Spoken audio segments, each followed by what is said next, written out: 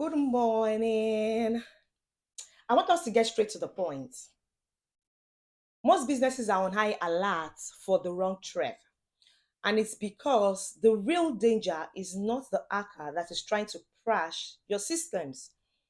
It's the slow erosion of trust as well as capital that is happening when you mistake basic IT hygiene for strategic security.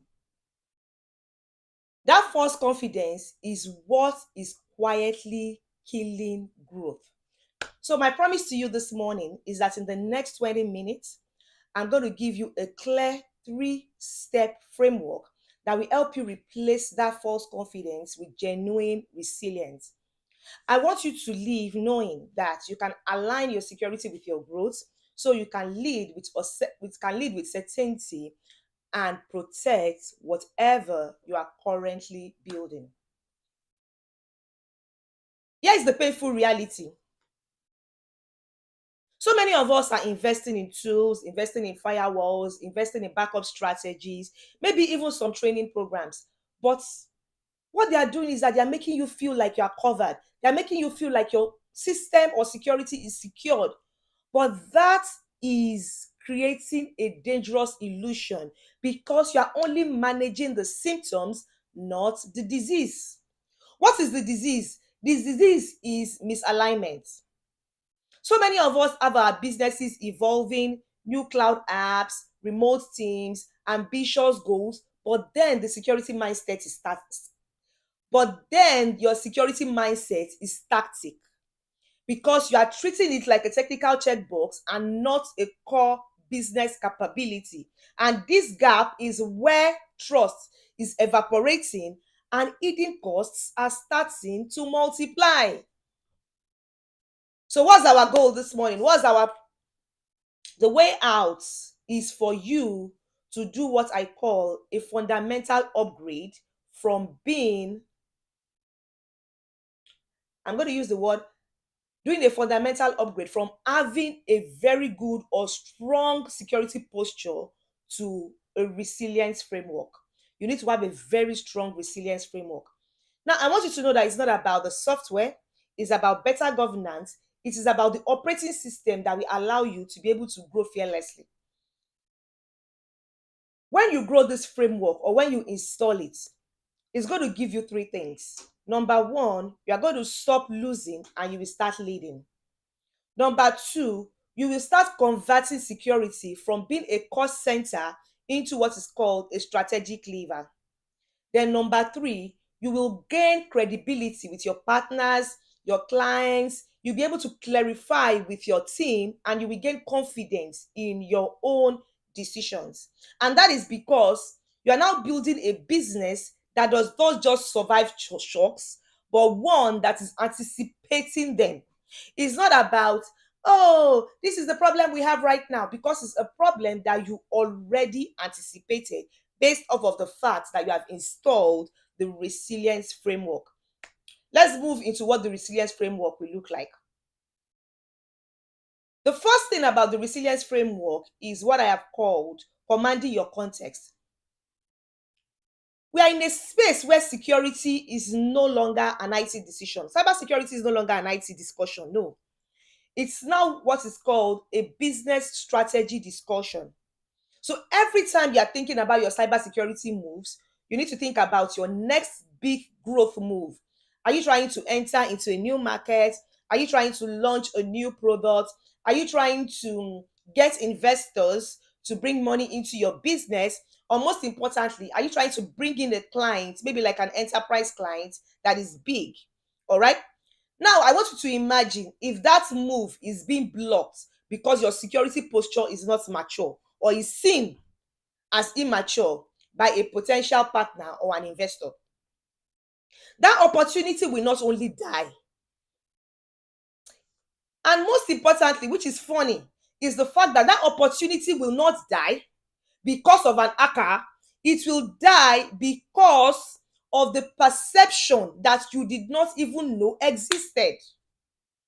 It's going to die because of a problem that even in your mind you did not even know exists. So what should you do in this case? What I will advise that you do is that what you should do is that establish what I call a risk council. Now, don't get this wrong. This is not a committee. This is not a planning program. This is just a quarterly meeting. It's going to be between 45 minutes to 1 hour every quarter, every 3 months. You have this meeting with your key leaders, and on the agenda, you only have two questions, just two questions. Number one, what are our top three business initiatives this quarter? Number two, what new risk will these initiatives bring?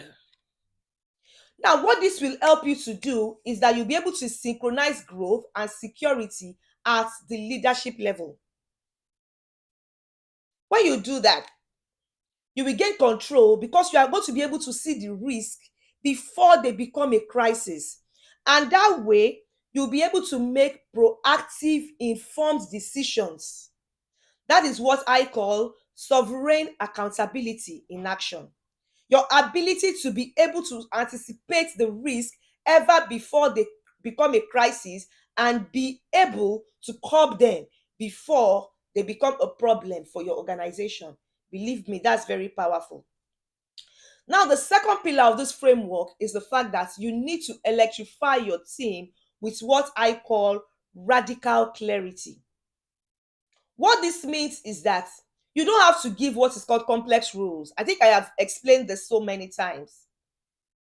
You need to understand that your team members are already bombarded every day with what policies. And these policies, they don't read them. They are bombarded with training programs that they forget. They are not putting into action. So it is causing them anxiety and they are not empowered. This complexity is what is causing the blind spots that the attackers are able to exploit. So what I will advise that you do in this instance is that you implement the one-page protocol, or what is called the one-pager protocol. What this means is that you will distill your entire security policy book. You see that entire book that is looking like 100 pages, 50 pages, 1 million pages? Put everything into just one page of simple, non-negotiable principles, easy to understand rules that anybody, simple English, don't use jargon, don't use technical terms, just put it into simple language that everyone on your team can easily read, easily understand, and easily apply on their day-to-day basis. That is what is going to become the trust promise for your organization. I think something like we verify before we click is a trust promise. Everybody understands it. We protect our family data or our clients' data like a family secret.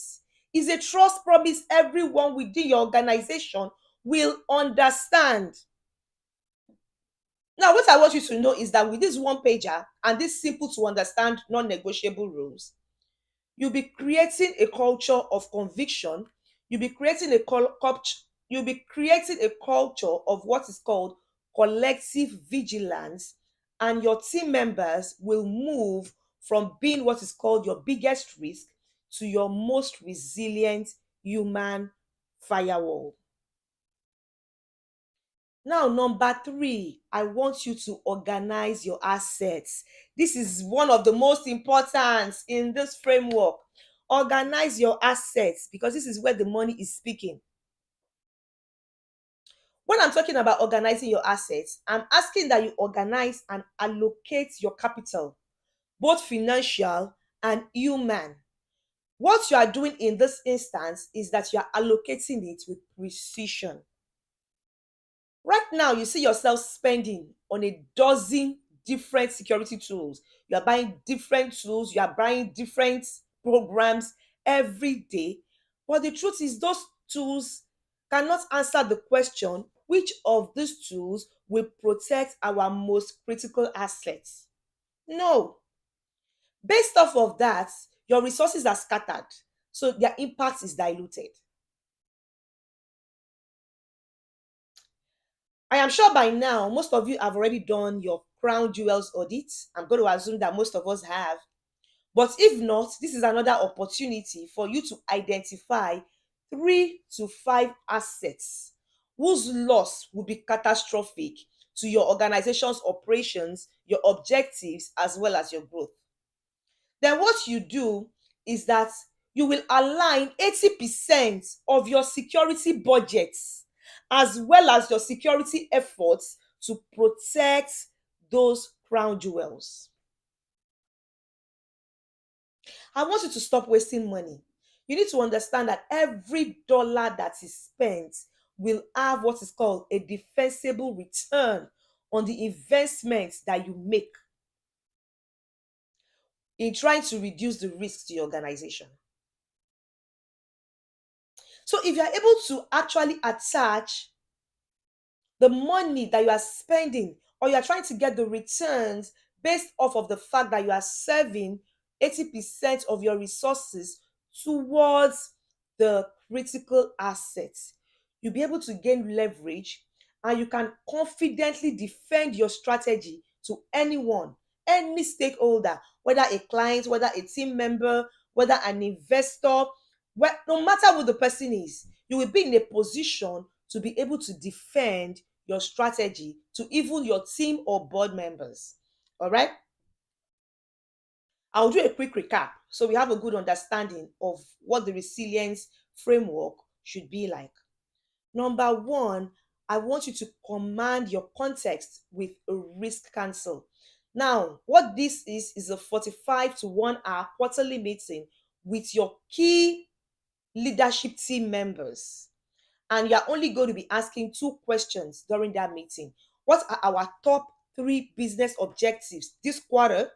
And what risk do they create? What risk do we anticipate they will be bringing into our infrastructure? Number 2 pillar, you need to electrify your team with a 1 page, I'm going to call it a 1 pager protocol. What this means is that you're going to convert your entire security policies book into just 1 page of simple rules that everyone can understand and relate with. Number 3, organize your assets with a crown jewel audit. If you have not done one, then assign 80% of your security budget to not only protecting, but also ensuring that they can grow your business organization. All right. I want you to know that this is not a theoretical exercise. No, your growth is dependent on your next move. So this is what I need you to do next week. This is already Thursday. I know most of us may not be able to do that again this week. So what I want you to do is that you gather your leadership team members for a 30 minutes clarity meeting, probably Monday, Tuesday. Just find a day next week and do that. Then answer one question. What are the 3 things that if we lost in this organization can cripple the entire organization? What are the 3 resources that if we lose can cripple this entire organization? So what you do is that you write them down and then start using that list as the foundation of your entire security strategy. True security is not about building a higher wall. It's about building a smarter organization. It is about the quiet confidence that comes from alignment, that comes from clarity, and that comes from focused execution. I want you to stop preparing for the attack that you can see and start building the resilience that handles the threats that you cannot see. You now have the framework. I want you to use it earnestly. The decision is yours. Thank you again for joining me on another amazing session. I don't want you to forget that it's very important that you send in your questions.